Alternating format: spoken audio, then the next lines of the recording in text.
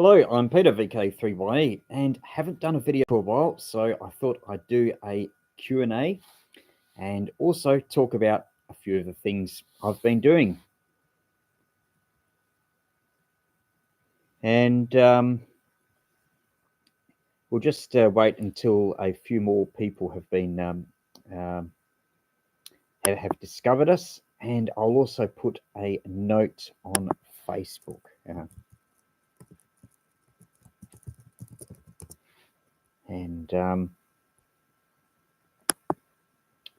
That will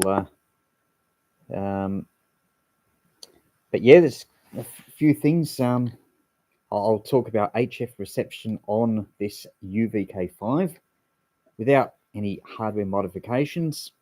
I'll also talk about this ADX-S. You've probably seen this before, but this is another version, a newer version. Actually came out a while ago, but I haven't made a video or mentioned it until today. And well, 5 joining us, so that's fantastic. I'll just I'll just mention on my Facebook page that a few more will discover us. And also been doing a bit of portable operating, even though it's the middle of winter. We've had some very cold days, at least by our standards. It's been down to 1 or 2 degrees at night, but the days have been variable and been activating a few parks. So and I'll also if there are any questions and answers on, well, you can ask questions on any facet of amateur radio.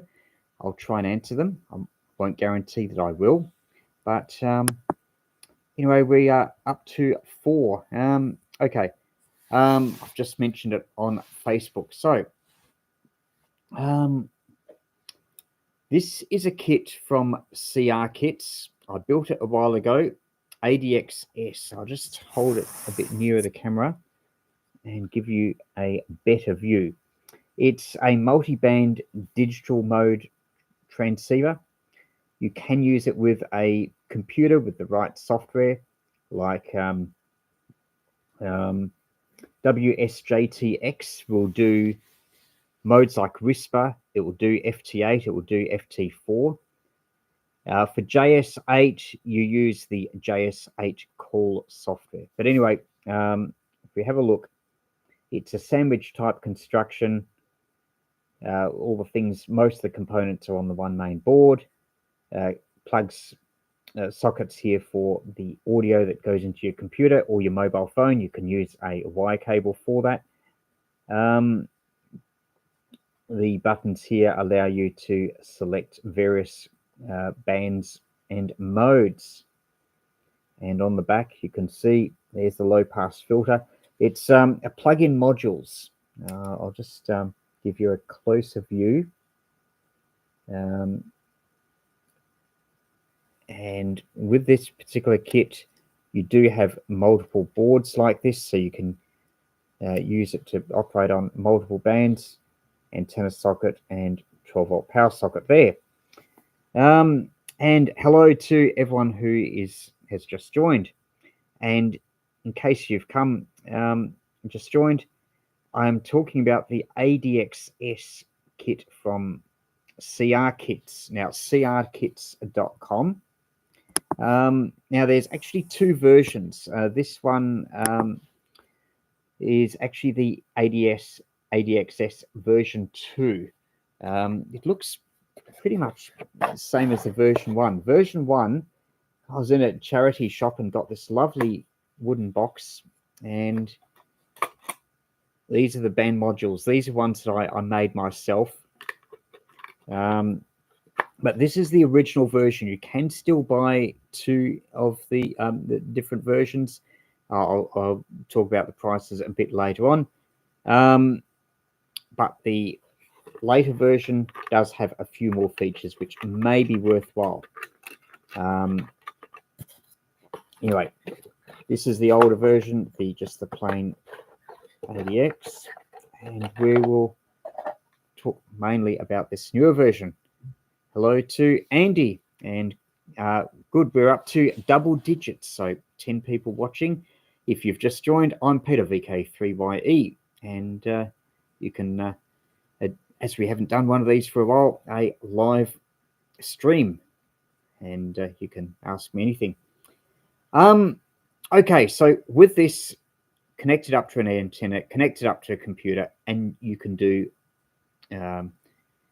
operating using digital modes like FT8, like Whisper, like JS8.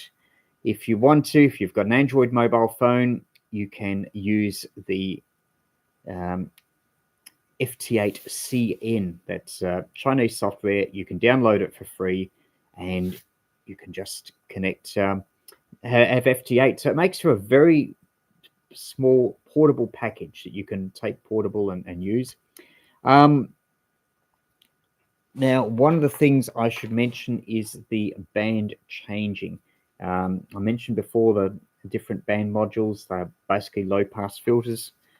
And here's the box. By the way, it comes with this box, which is, you can't just put your lunch in it. It's about the size of 2 rounds of sandwiches. Anyway, with the kit, you can get, there's different low-pass filters. So you put these in every time you want to change band. Now, for some bands, for most of the most commonly used bands like 40, 20, 15, and 10 meters, one of the refinements of this version 2 is that if you put in the right band module, there's some clever electronics that senses what band module you're using, and that will change the band automatically. You don't need to manually change it. But if you're using some of the other in-between bands like 12, 17, and 30 meters, then yeah, you still need to change the band to suit the appropriate filter. And so that's the ADX-S version 2.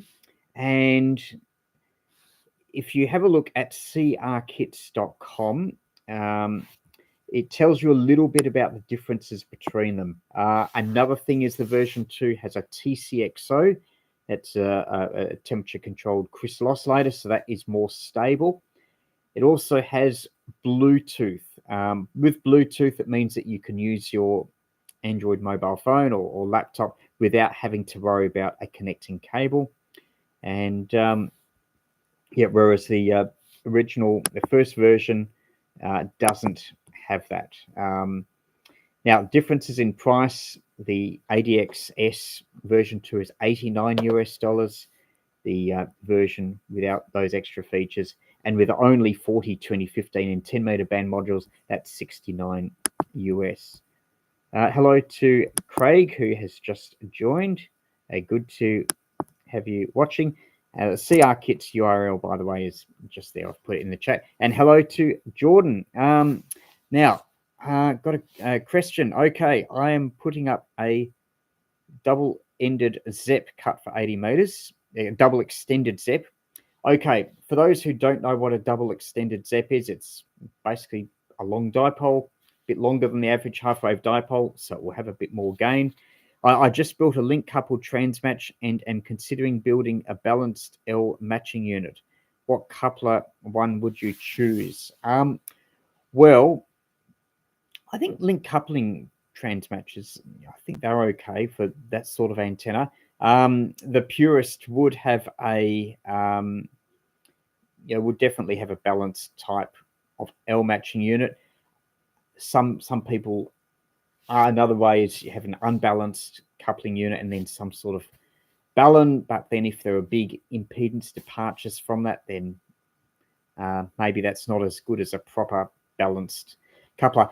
There was one balanced coupler I built. I think I must have pulled it apart. Anyway, it was like a double L match. So it had your balun going from 50 ohms. I'm not sure if it was a 1-to-1 balun or a 4-to-1 balun, but anyway, it had the balun at the transceiver side, and then it was feeding this double L match. So I think it was in an ARRL publication. So you had 2 coils. I think they were both rotary, those, continuously variable coils, possibly adjusted in tandem with one another, and then two variable capacitors probably gained, because both parts of the L match are identical. So you had one for each half. So that is one form of balanced L match coupling unit. And then you have the balun between the transceiver and it. Hello to 96 Just Stuff. Good to have you watching. And we're up to 13. It is around lunchtime here in Melbourne, 1:15 p.m. In the States, it will still be Monday evening. So maybe there's a few people watching from there.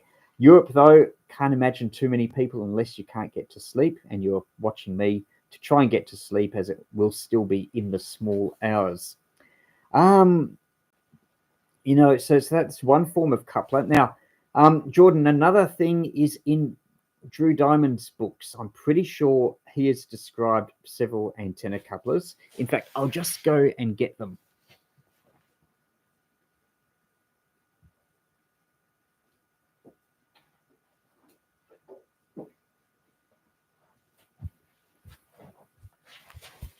Okay, these books written by Drew Diamond VK3YE, they're basically a compilation of his articles in Amateur Radio magazine. Really good for anyone interested in building radio and electronic stuff. And how can you get them? If you are a member of the GQRP club, which I definitely highly recommend you get, because you get 4 issues of Sprat magazine, and you can also order things from their shop, including radio projects for the amateur, which I think still is still in stock from them. Anyway, I'm just having a look. Oh, here we are. We have volume 4, a balanced pi coupler for balanced antennas. So that will be, so there's the circuit there, Gordon. Balanced pi coupler, balanced antennas. That would be just what you need. So make sure, oh, good, Jordan, you've already got them. So don't do anything else. Just get your copy of volume 4, turn to page 61, and there is your balanced pi coupler circuit. And I'm just having a look at that. That has a variable capacitor across the output. It's a 2-gang variable capacitor, but they've got the gangs in series, which gives you a better voltage, high voltage rating. So that's better for higher power. And then there's 2 inductors. They're not roller inductors, but they're just the type that's used with air round. And you've got alligator clips, so you can select whatever inductance you want. And then he's got a feeding there with balanced feed line, and you can also put extra fixed capacitance across the output. Then there is a balun there that probably round on a ferrite, could be air round possibly. So that converts the unbalanced from your transceiver to balanced. And so, definitely don't go anything further than to build this balanced coupler if you can. And it being, it's a narrow band coupler. It's I think it might even give you a bit of selectivity. So that could be good if you have issues with broadcast stations. Okay, Flimshaw. Hello, good to have you watching, and glad that you're inspired by the DIY circuits and operating from the beach. And also note on your unarmed success, curious whether resonant length of wire with tunable coupler would be better. What I generally use is an L-match coupler. Now, a lot of them on my website, VK3YE.com. Normally, I use a 20-meter long piece of wire because most of the contacts, especially if you're activating a park in Eastern Australia, are on 40 meters, and that will work really well. Hello to Ida in Kazakhstan. Good to have you on in the small hours. And so anyway, 20 meters of wire end fed will be quite efficient and that will work quite well on 40 meters. Maybe not for long distance DX, but up to maybe 1,000 or so kilometers. It's, you know, decent antenna. And on 20 meters, though, it will have a bit of gain broadside to the wire as an end-fed full wavelength. And again, an L-match antenna coupler fed at the end will work very well with that. And there'll be other bands as well that will work okay, like 30 meters will be fine. Even up to 10 meters, though, then when you get to the higher bands, your radiation pattern changes, your lobes start to break off, and then it may be unpredictable. You might be in a null, you might be in a lobe, and maybe less low angle stuff. So certainly for bands like 40 and 20 meters, end-fed wire, about 20, 22 meters long. Sometimes the impedance can be really high at certain critical lengths of wire. If that's a problem with your antenna coupler, just add or take a couple of meters away, and you can just use a small counterpoise. Okay, well, Michael Simmons, how busy is HF in the eastern states? Well, hello to Craig. You're working 2 p.m., 6 p.m. on this QRO radio, yes, on the AM band. So hello to you, Craig. Long time since our on-air contact. Now, as for VK6, I will go over and I'll just make sure something else is on.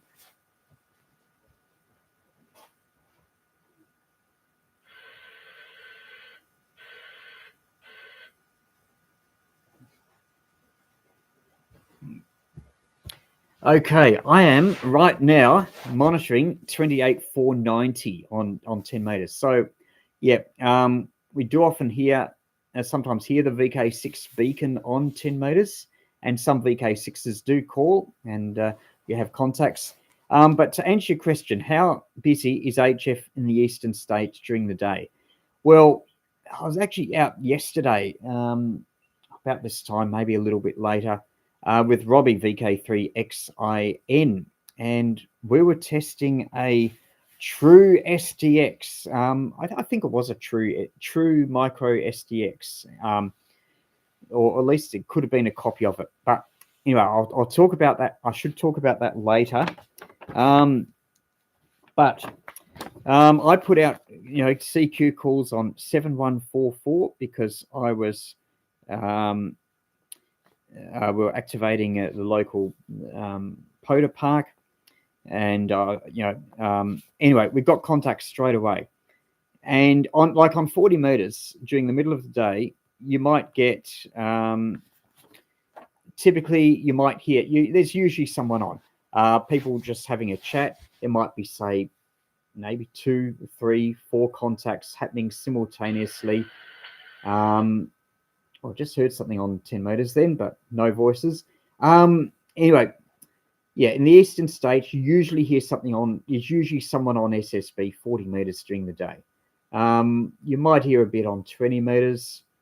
80 meters at night, you might hear maybe 4 or 5 contacts happening, sometimes less, sometimes more, maybe a CW contact or 2 at the lower end. Getting back to 40 meters, especially if you're in a park, there are always people monitoring 7144. So if you're in a park, you call CQ, and you'll have people come back to you, and you'll quite easily make 10 or 20 contacts on, maybe 10 or 15 contacts on 40 meters SSB if you're activating a park, because then people will put you on the spotter, and then people will turn on their radios, and you'll get contacts. On the weekends, maybe a bit more activity. So 40 is pretty good. As far as repeaters go, you might not hear, you might hear 1 or 2 repeaters happening. Sometimes you might not hear any. Drive time a little bit more. At 10 meters, yeah, there's we sometimes hear, some VK6s are very active, and they seem to usually get contacts with the eastern states. So if any of you are in VK6, put out a call on 28490, and I will, and if your signal's strong enough, noting I've only got a very low dipole, then if the band's open, then I might hear you. 15 people on, which is good. If you've just joined, I'm Peter VK3YE, and we've been talking about all sorts of things, including the ADX-S that you can get from CR kits. And that's basically a digital mode transceiver that you can connect to your computer or an Android mobile phone and transmit FT8. A main limitation with these rigs is that there is a compromise. Big compromise is that the receive front end is broadband. Ideally with receivers, you should have a narrow band, narrow selectivity, narrow tune circuit on the receiver. If you can't do that, then maybe a narrow type of antenna coupler like a Z-Match can help, because if you don't have selectivity on the front end of a receiver, then you can have strong broadcast stations come in, you can have overload, you can get more interference, and this is very much a compromise compared with, more expensive transceivers. So I find with this transmits much better than it receives. You will still have contacts. I had a great time with FT8 contacts the other night. I had the thing going and probably had about 5 or 6 contacts, all within VK and ZL. I looked on PSK Reporter, which is a great website, by the way. If you're into digital modes, just put your call sign in and you can see if you've been picked up around the world. And there's a mapping function as well. I was picked up further away, but I could decode some DX stations, but there's probably DX stations that a more selective receiver would be receiving, whereas this doesn't. So a little bit of a compromise there. Also, if you're using the FT8 CN app on the Android, that probably won't get as many stations or decode as many stations than if you're using the high power using the WSJTX on your laptop or home computer. So just a few compromises there. You won't get quite as much success with this as if I was, say, using the FT817, but then that's worth more than 10 times the price. So swings and roundabouts there. But if you want to learn more, the CR Kits website, there's some information there. There's also a groups IO group. There's discussion there. You can look at the manual as well. So, okay. Now, okay, I'm Peter VK3YE. If you've just joined, we have 15 people, and you can ask me anything. Now, I mentioned before, I could talk about this, of course, is the, what is it? It's the UVK5. UVK5, which I've done some reviews on. It's a Krungsheng handheld, bit like a Baofeng that has 2 meters and 70 centimeters, but there's a lot more you can do to this with the firmware. And that includes broadening its receiver. You can have different modes, including SSB reception. Anyway, I'll talk about that later on. I've done videos that demonstrate that. And you can even essentially have contacts with people on 2 meters and 70 centimeters if they're operating SSB. It's not true SSB it transmits. It's more like double sideband, but they will hear you as SSB, and it's great, especially for VHF field days. I've demonstrated that in previous videos. Andy, best way to learn CW. I suppose listening and doing a lot of practicing. Some people have 5-letter, there's 5-letter groups. You might be able to get an Android app for learning CW, or if not, programs or websites, but try and learn the characters first. It's better not to write your dots and dashes and to learn visually, because that will make things much harder, because Morse is a sound language, all that stuff. Whereas if you try and learn it visually, looking at a bit of paper, you've written down your dots and dashes, then your mind has to decode it twice, and that can really slow you down. So learn it as a sound language, not as a visual language. So don't look at lots of dots and dashes. I think there might even be there used to be a website where you went on and it replayed almost like news clippings of CW. But first of all, learn your characters and your numbers, and I'm sure you can get programs that that will replay Morse. Then you can speed it up as you get better and better. Robert, how do you sign up for GQRP in the US? I think GQRP have international representatives. Hopefully you can pay in US dollars. I'm just having a look on their website. Well, their website is gqrp.com, and membership renewals. Just having a look there. United Kingdom and DX. So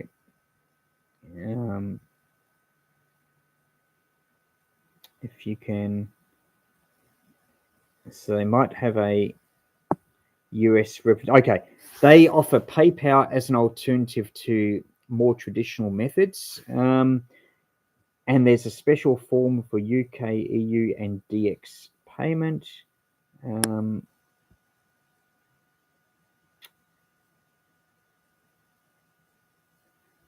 That's I'll just grab a copy of Sprat, which is in the other room.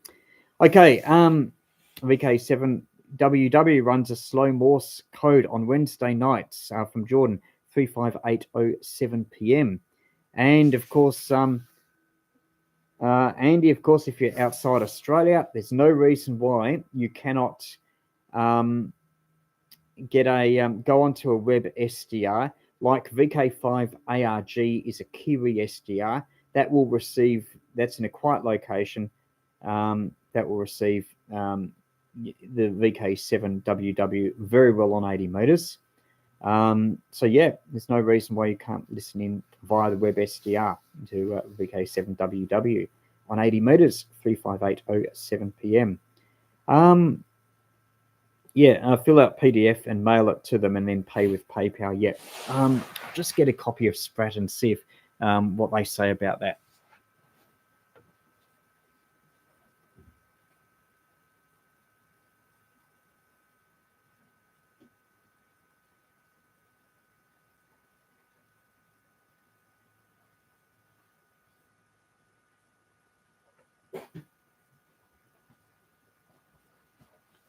Now, this is what you get for being a member of the GQRP Club, Sprat Magazine, 4 of them a year. And it's A5 format. And most of it, about 2/3 of it is circuits, projects. Then there's a bit on operating news for members and operating activities. So it is 44 pages all up, and is there a section on membership? Okay, on the back of it is club sales, so that's where you can get various components like toroids and bits and pieces. Neville, there's something on 10 meters happening there, but I think it's just interference. Any suggestions on sourcing any 502, any 512? I suspect you mean any 602 in DIP. Well, yeah, that's the IC that does everything. NE602. Okay, the GQRP Club have listed here SA612AN for £2. I don't know if you can read it there. SA612AN for £2. So that is the equivalent to the NE612. So yep, you can get they are still available, even though they're obsolete, but you can still get them via the GQRP Club, limit 2 per member. So they are scarce, but they are obtainable for £2 to members of the GQRP Club. So just taking a look at Just trying to find the membership stuff in Sprat.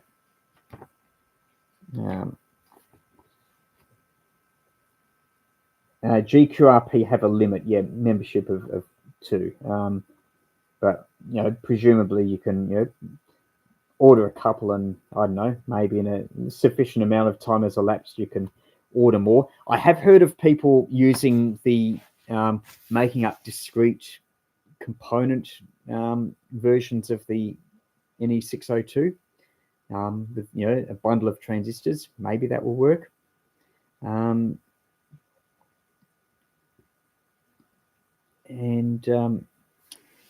Okay, 17 people. I'm Peter VK3YE, and if you're watching this, you've got me live. So it's Q&A. As for 10 meters, not hearing anything apart from noise. So I think I might turn 10 meters off. It's just local electrical noise that's triggering the mute.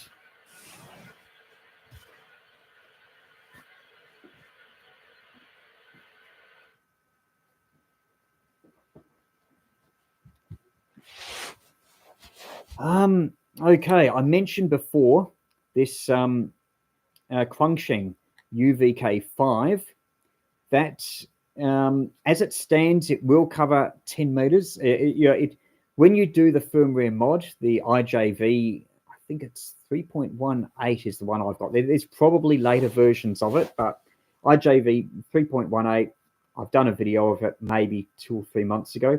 Anyway, with that will give you a wider range of receive frequencies, as well as SSB receive capability, and it's surprisingly good. However, bearing in mind that you don't have much of a front-end selectivity, so you do have significant losses, and there's also a risk of it being susceptible to overload from FM broadcast stations and other RF in the area, especially if you're trying to receive frequencies away from the amateur bands. Hello to Artronics Lab in India. Good to have you watching.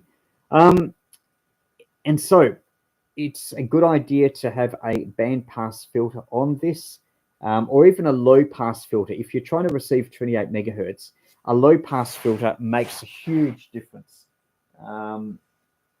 Just having a look here. No, I've got it somewhere else. There it is. This is a transmitting type of low pass filter. It can handle 500 watts, but it's a good quality type. If you see one of these at a Hamfest for like $5 or $10, grab it. It's very handy. And if you connect one of these, even though it's bigger and heavier than the handheld, up to this, then it will make the Quansheng a much better receiver on 10 meters, because you won't have all the overload from FM broadcast stations. Now, of course, going down even lower in frequency, there are, there's probably seen online modifications, opening this up, putting an extra board in this to get it to cover lower HF bands, but that is not for the faint-hearted. You are experimenting with very, very fine electronics and soldering, so I wouldn't suggest that. But what I have been playing around with, and it is extremely ugly, but I will hold it up to the screen.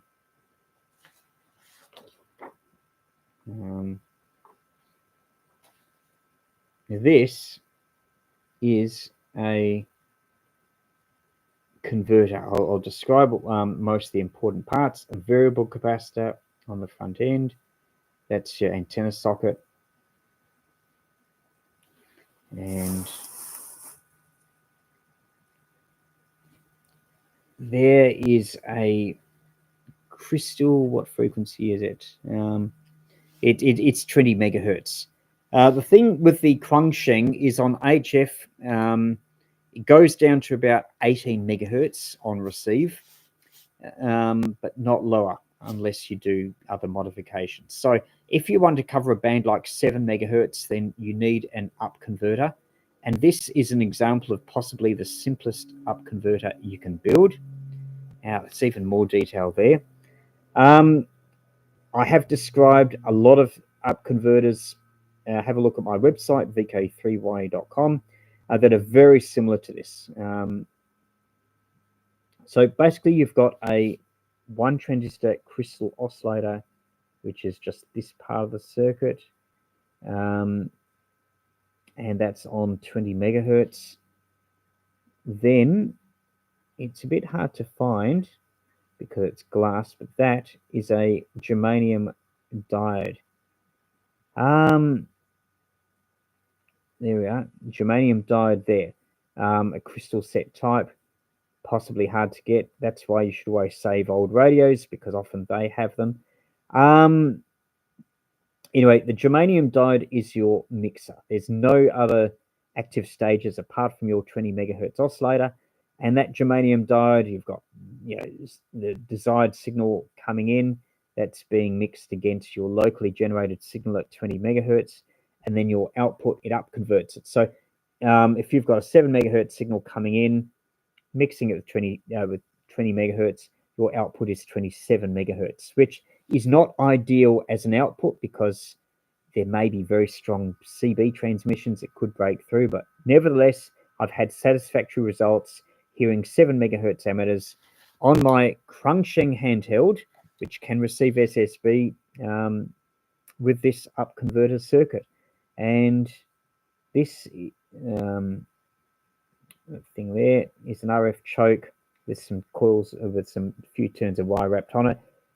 It's, I think, about 10 microhenry. That resonates with this variable capacitor, and that gives you a front end, a tuned front end, admittedly only one tuned circuit, but that goes between about 5 megahertz and maybe 12 megahertz. So I've heard WWV on 5 megahertz on this.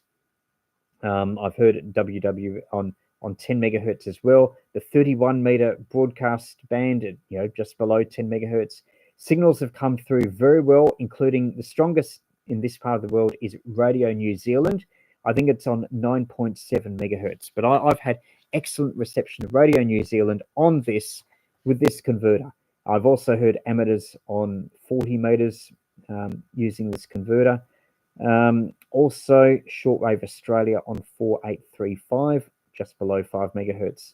I've heard that with this converter. So quite a bit. If you can tune between, you know, around 4 and 12 megahertz, there's quite a few signals you can hear, even with a super simple converter like this. But I do suggest having a full-sized antenna, since there's no gain in this converter at all. There's just the germanium diode there. So anyway, I just thought I'd talk about that.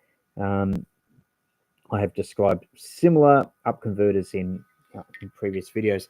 Now, tips for 15 meters from Quadcam. That's a very good question, because 15 meters can work into Europe in the late afternoon, but I find that often 15 meters is a fairly quiet band. I think it's lack of activity. It's not previous solar cycles before FT8. There was a lot more SSB activity on 15 meters. It can work, you know, you should say in the middle of the day, maybe around this time of day. Japan, Asian countries, you might hear on 15 meters. It is quite active on FT8. Sometimes in the late afternoon, you'll hear signals on 20 meters and 17 meters, especially to Europe, but not 15. Maybe it will get better in the spring around the equinox. I did a video, I think it might have been earlier this year, could have been last year. Anyway, I was on the beach, it was quite warm, and it was experimenting with a vertical antenna, an off-centered dipole for 15 meters, and that had an element that I walked around it, and with that V-shaped element, it was basically a directional 2-element beam, and I demonstrated that I could adjust the direction and have a bit of forward gain, and there was a bit of a null off the back and the side. So I think it's because not as many people use 15 meters. Even 10 meters SSB is probably more active. but 17 can be have its moments when it's open and 15 isn't. So the only thing is keep listening and keep beaming towards Europe in the afternoon, and maybe in the late morning the United States. You might hear the old American there, 10 and 15. Often the Americans might be a bit stronger on 20 meters, but 15 you might hear Americans there in the late morning. So yep, that's all I can say on that. 18 people watching, so good to have you viewing the first live for a while. I'm Peter VK3YE, and you can ask me anything.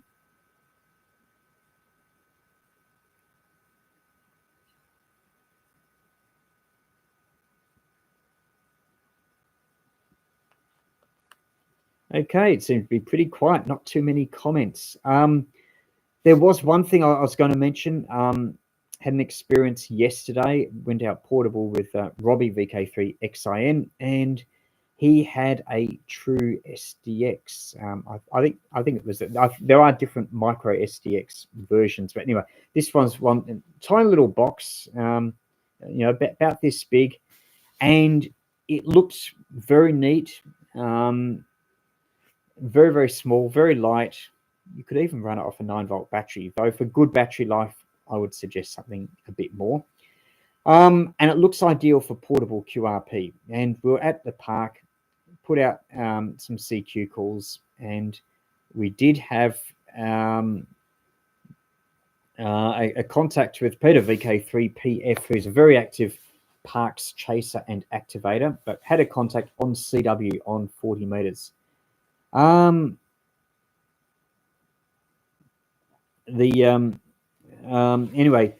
that was okay on CW, but on SSB, the true SDX can be quite distorted, and just do a Google search. It's a low cost kit, so it looks good at first glance for the true SDX, but on SSB, I had to listen to it locally, and it was very, very distorted. And we also tried the VK5 ARG Web SDR, and yeah, we could hear it, but again, it was distorted.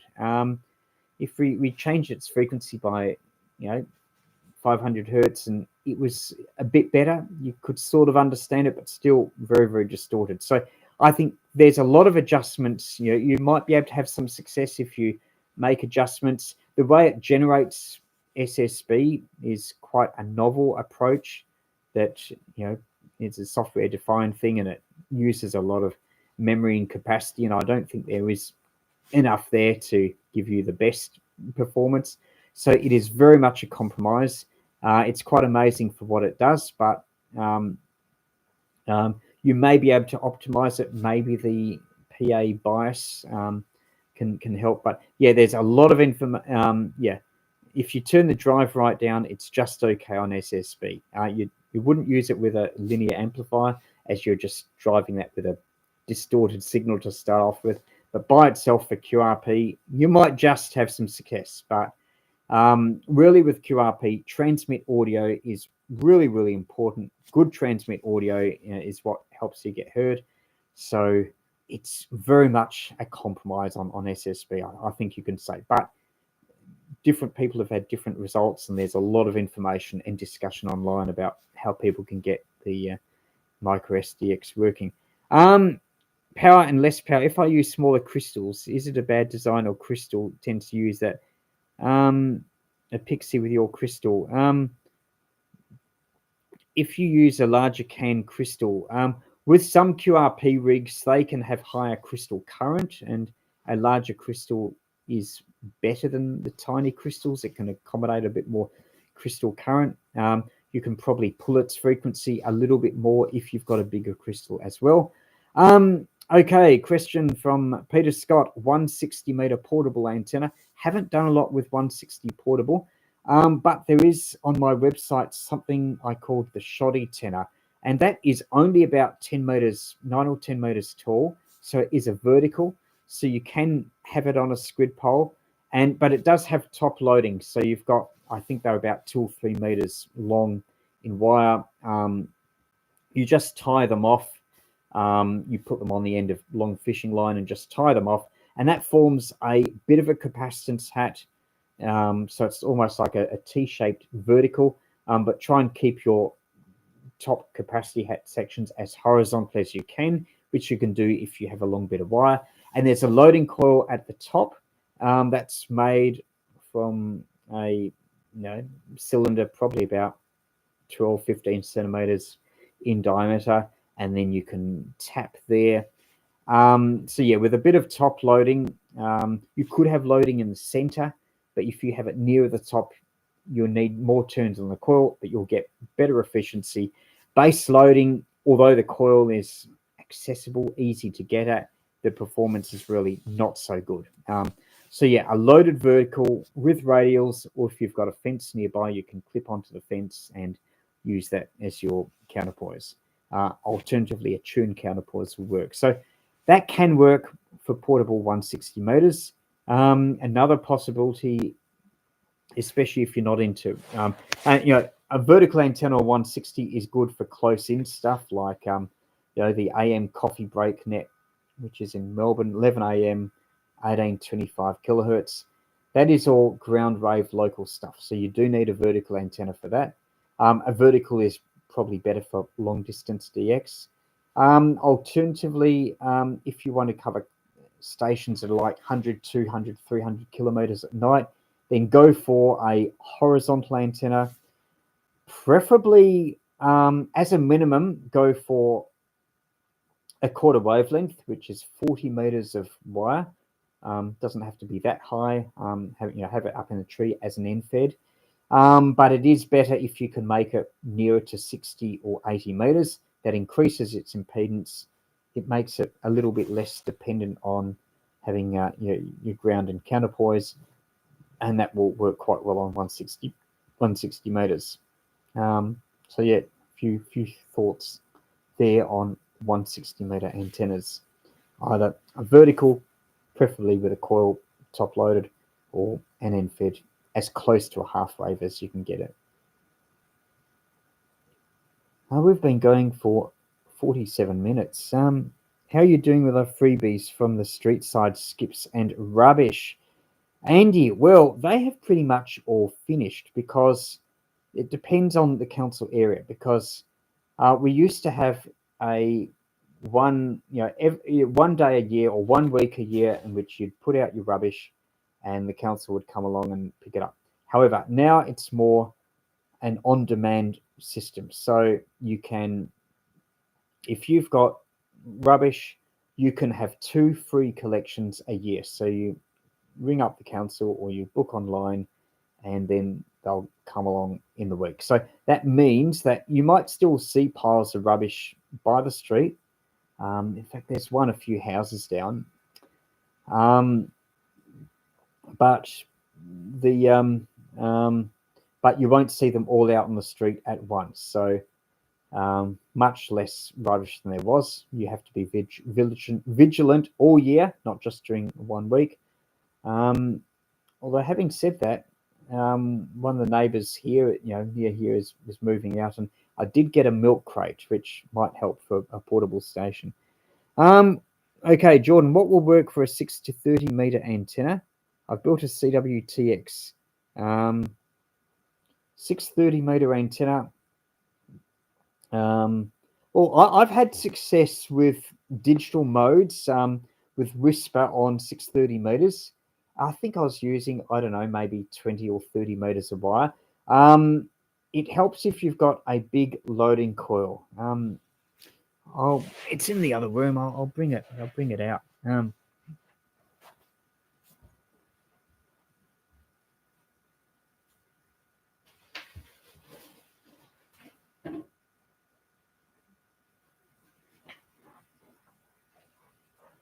This is a loading coil. Maybe it's a bit big for 630 meters. Maybe it will even work on 2200 meters, but it's got lots of turns of wire. The wire comes from an extension cord. I haven't used this for ages, but it's got a few alligator clips. and inside is a variometer, and that has a few turns of wire. And when you adjust that, because it's inside this coil, it actually allows you to vary the inductance. You can see I'm using, I think it's 9mm dowling, and this is irrigation tubing stuff that fits right on. And when you turn this, yeah, with a vary the inductance, you adjust the tapping, and with this will give this, you could use that as a base loading coil. You can then have your meters or whatever of wire there. You may need, oh, there's a SO239. You may need an impedance step-up transformer from your 630 meter transmitter to this, or is it step down? Anyway, you might need some extra transformation there, but something like this and the end-fed wire and as good a counterpoise as possible can work for 630 meters. Anyway, I'll put it back.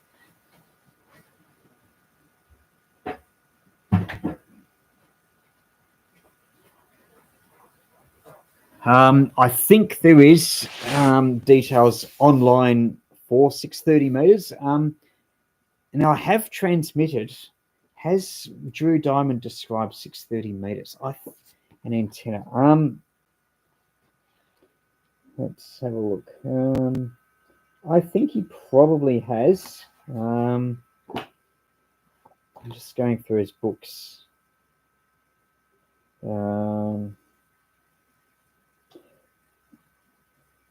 Okay. This is volume 4. Antennas. Oh, a loading. Oh, here we are. Okay, volume 4 has a loading tuning coil for 137 kilohertz antennas. Page 66. And there it is there. And looks like it's made of enameled copper wire. And yeah, it's quite big in its length. Anyway, he talks about how you wind it, and he's got tapping points there at the low end for the transmitter, and then the antenna there. So yeah, although it's for 137 kilohertz, you could make it a bit smaller, and that would be okay for 630 meters. Has he written anything else? I thought he might have even described a 630 meter transmitter in one of these. Because I have also built. Here we are. Yeah, also volume 4. Yeah, he's got a transmitter for 137 kilohertz and 600 meters, 41. There it is. So he's got a crystal for 5 megahertz, and he uses an IC and he divides it down to get 630 meters. Now, I've also got a 630 meter CW transmitter here, which I've never actually had a contact with. But one thing you sometimes find in radios, ceramic resonators for around 470, 480 kilohertz, and that happens to coincide with 630 meters. So you could actually use that in a one transistor circuit and generate a signal on 472 kilohertz. So yeah, but 630 meter, you will obviously have compromises with the antenna, but the propagation characteristics of the band are such that despite that, you might even get better results on that than 630 meters. It really does propagate very well during the day. As you can tell when you're listening to AM broadcast stations during the day, you can hear stations at the low end of the band better than ones at the high end of the band for distances more than about 100 kilometers. Okay, 16 people watching, and it's nearly 2 p.m. here in Melbourne. If you've just joined, I'm Peter VK3YE, and you can ask me anything. But I don't think it will be long because like it's getting, it's after lunch and I haven't eaten yet.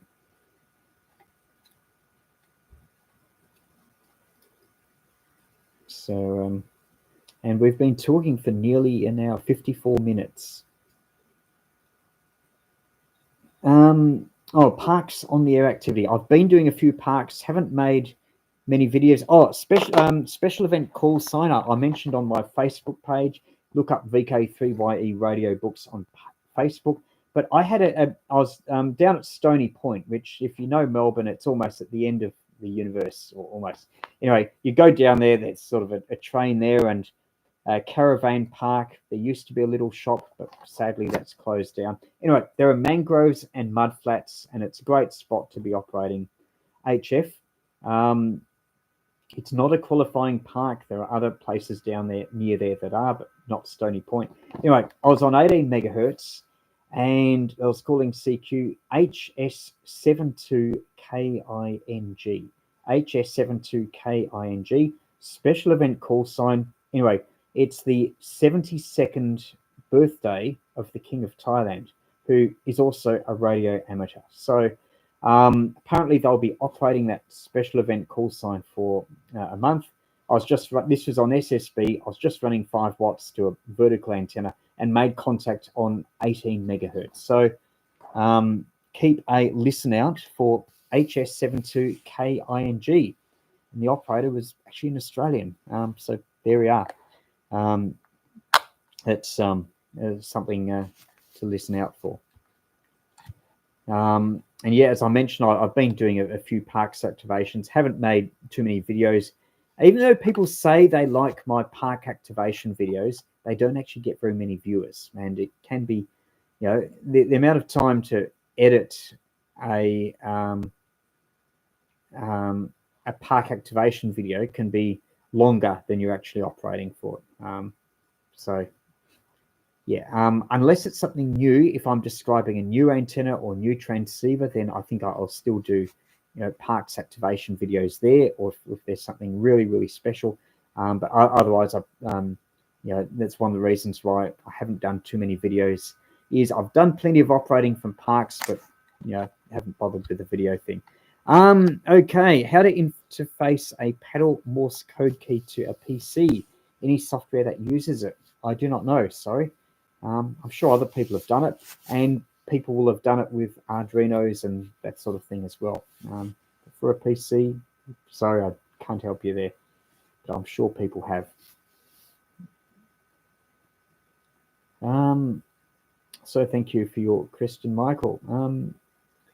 Any more questions? If not, this is the last chance.